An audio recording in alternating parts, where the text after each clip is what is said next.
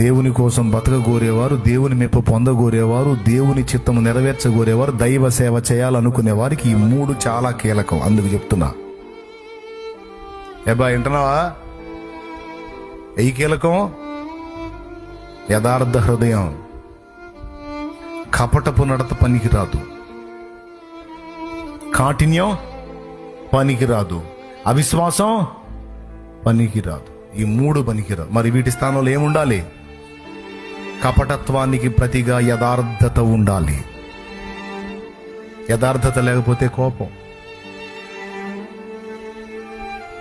కాఠిన్యానికి ప్రతిగా కనికరం ఉండాలి. అవిశ్వాసానికి ప్రతిగా విశ్వాసం ఉండాలి.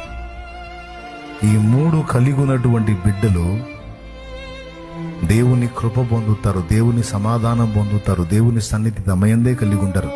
అలాంటి